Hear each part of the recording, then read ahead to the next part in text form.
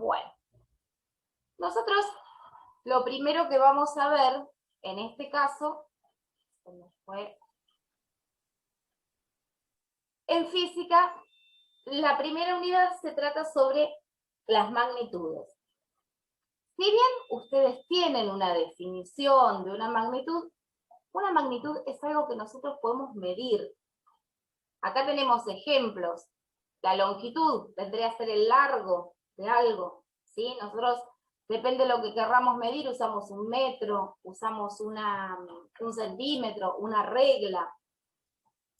Cuando hablamos de superficie, estamos midiendo dos longitudes, o sea, en dos dimensiones, que puede ser la superficie de una pared, la superficie de un piso. Y cuando hablamos de volumen, ya estamos hablando de tres dimensiones. Vamos a ver que el volumen, si bien hay varias escalas de medición, nosotros las más conocidas son o los litros, ¿sí? Que es lo que solemos consumir, viene de litro, litro y medio, 2 litros, o en centímetros cúbicos, o metros cúbicos, pero por ahí centímetros cúbicos y litro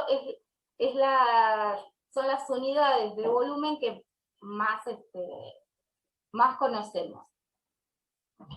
El peso es otra de las magnitudes, y es una magnitud en este caso, que es una magnitud derivada de otra que vamos a ver, que se llama masa, que nos indica la cantidad de materia que tiene un determinado cuerpo. Pero el peso es la fuerza de gravedad que ejerce la Tierra sobre ese objeto. El peso también es algo que nosotros cotidianamente, cuando hacemos compras, hay muchas cosas que se compran por unidad y hay cosas que se compran por peso. Dentro de las cosas que se compran por unidad, generalmente están fraccionadas o por volumen o por peso, ¿sí? Si vamos a comprar una bebida, generalmente está por volumen. Por ejemplo, una leche, una Coca-Cola. Si hablamos de verdura, de carne, de pan, nos manejamos con el peso. ¿Cómo se mide el peso? Con una balanza. El tiempo, ¿sí? El tiempo es otra de las medidas que nosotros vamos a estudiar y que vamos a ver que tiene una escala bastante rara. Con respecto al tiempo, también depende de qué tiempo queremos medir. El instrumento convencional es el reloj, pero si yo quiero medir algo de mayor exactitud, uso un cronómetro. Otra de las medidas que se suele trabajar, que va a tener también una unidad especial, va a ser la temperatura. Y ahí vamos a ver que hay diferentes escalas de medida con respecto a la temperatura. Hay un montón de magnitudes. Yo simplemente puse acá las más conocidas y que en realidad uno siempre está tomando estas medidas. O sea, no es que, tengo esta materia y me hablan de estas cosas. A ver, quizás yo no vaya a pesar las papas en la verdulería, pero sí soy testigo de cuando las pesan y pago en proporción a eso. Dentro de las magnitudes tenemos dos tipos, la magnitud escalar y la vectorial. En realidad, las vectoriales tienen una parte escalar. La escalar me dice el número, ¿sí? Por ejemplo, si yo digo, mi celular mide 15 centímetros, ¿sí? Eso es una magnitud escalar. ¿Por qué? Porque el número solo, o sea, la unidad de medida ya me está diciendo, me da una idea de esa magnitud.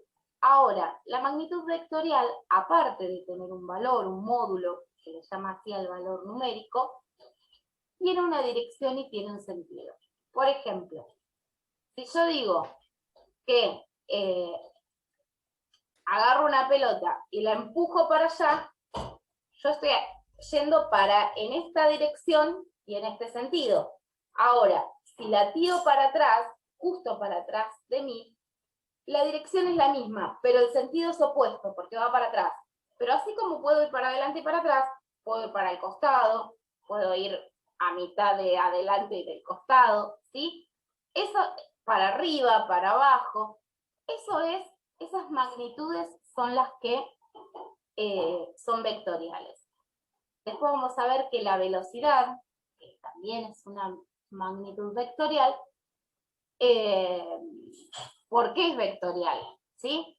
Nosotros generalmente hablamos de la velocidad como algo que, nada, voy a tantos kilómetros por hora, pero no importa para dónde voy.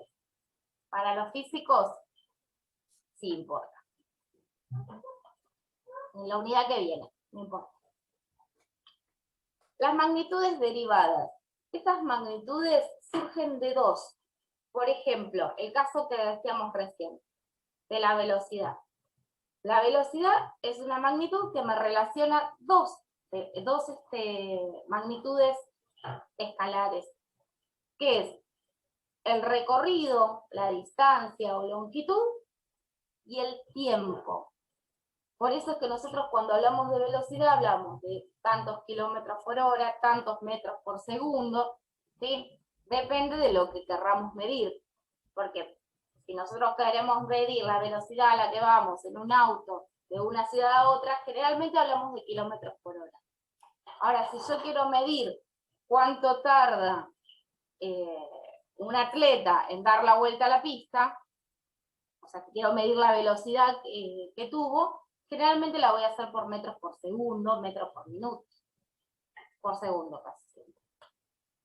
Pero vamos a ver que hay muchas unidades de medida.